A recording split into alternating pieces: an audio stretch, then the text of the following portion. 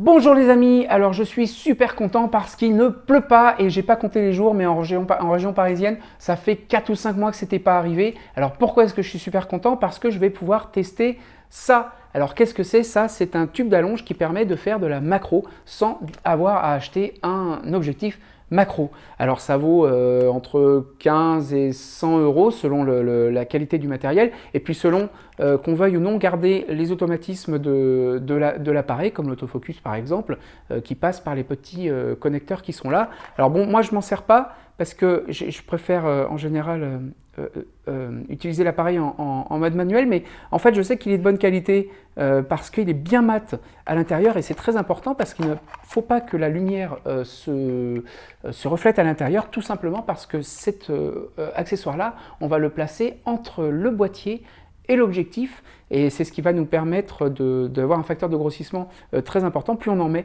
plus ce facteur est important et plus on va pouvoir se rapprocher de l'objet qu'on filme. Alors je ne vais pas tarder parce qu'à mon avis j'ai une fenêtre d'1 heure maximum. Je le testerai plus en profondeur dans une prochaine vidéo.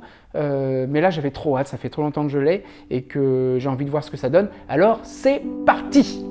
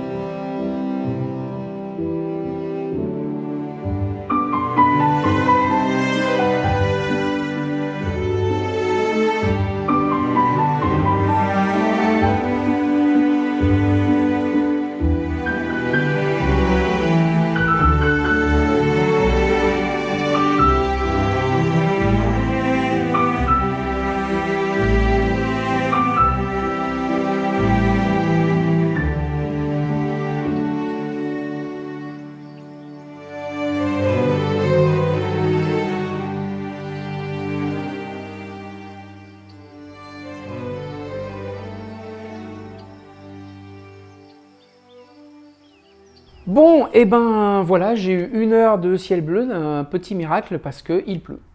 Voilà, et maintenant il pleut. Donc, après 1 heure passée avec ce petit objet, c'est la première fois que je m'en servais, c'est la première fois que j'utilise ce type d'accessoires. Bon, je pense que ça demande vraiment pas mal d'entraînement pour maîtriser le truc. En fait, quand on aligne les trois anneaux, la profondeur de champ est vraiment très réduite. Alors, vaut mieux avoir un pied que je n'avais pas, j'avais un monopode. Et puis, vaut mieux qu'il y ait assez peu de vent. Parce que vous avez vu là, les petites fleurs qui bougent, enfin, on perd la mise au point très très vite. Donc la prochaine fois, quand je le testerai de façon un peu plus importante, j'essaierai de respecter ces 2 règles de base, avoir un pied et puis éviter qu'il y ait trop de vent. Voilà, bah sinon moi je suis plutôt assez content de ce que ça donne hein, pour le prix, hein, parce que les autres solutions c'est quoi? C'est soit acheter un objectif macro, qui coûte en général une petite fortune, ou alors ajouter un petit accessoire, une lentille sur l'objectif.